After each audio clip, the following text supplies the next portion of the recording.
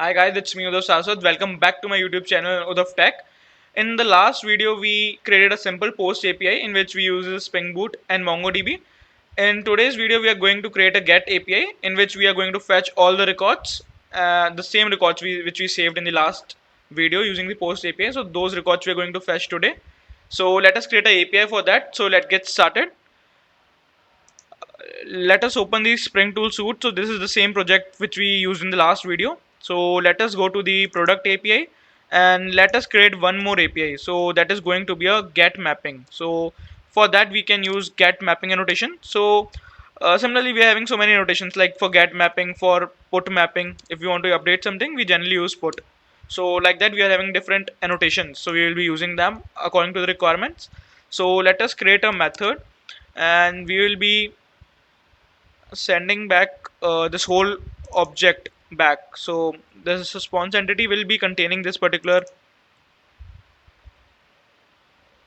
I think we can return this whole object, or let us return the response entity of products. So this is what we are going to return, and our method name. So it is going to get all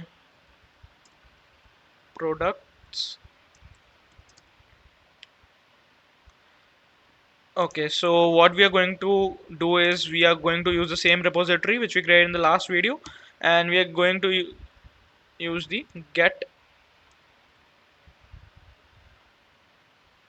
dot find all. So not get, we are going to use find all. So it is going to give us the whole list back.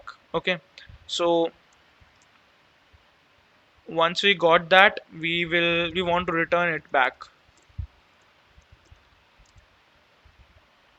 So return back this particular. So what this going to give me a products object. So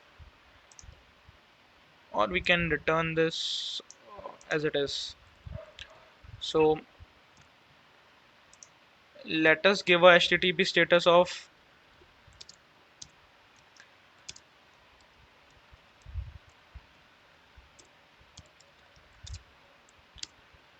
status of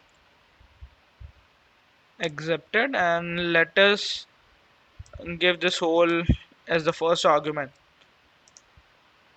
So this find all is not going to return that. Okay, and we have to use new response entity. There's some issue, cannot infer type of argument. Okay, is it? Let us see what it is returning us. So this find all is giving us a list of products. Okay, so this is by default how Spring works. So when you're doing get all, so it is a possibility that there will be a list of records. But in our case, we are having a products object itself, and then we will be having multiple products inside that. So it is not that case with us. So we will be using that without the list. So let us do list of products.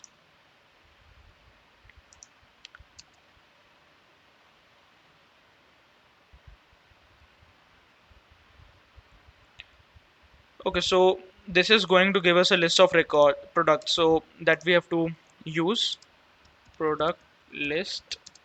And here also we need to let us import this first, and the same is going to be over here as the response entity data type, and the same we are going to give over here. Okay, so our API is ready. Let us run our application and see if we are getting the data back or not.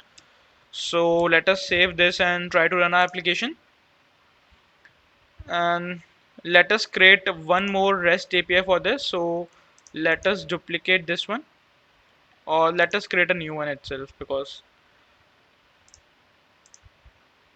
okay, this is going to be the get call. Where is that? Yeah, this one. So let us save this under the REST API, and it is going to be get all products. How we defined it? We defined it as, okay, we have not defined the endpoint. Okay, So we have to define it as we are going to give it as get products. The same we have to give over here, and now we are done with that. No other thing is required to be configured for get. Like in post we need to send a request body, so we send a body with a request, so that thing is not required with get. In get we are only hitting a URI and we are getting data back, so that is not required for get API call. So let us try to hit this. Let us see our application is running or not. It is running successfully. Okay, so let us try to hit it. Okay, so we are getting 202 accepted. This is what we send back, and we are getting our products back. So this is one data which we added, and this is the second data which we added.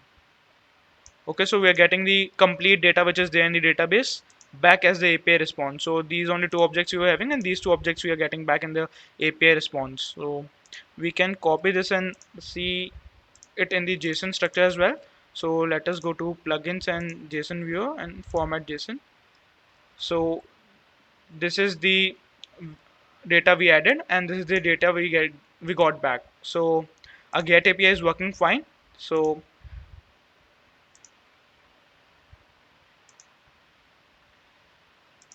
that's it for this video, guys. Try it by yourself and let me know if you're facing any issues.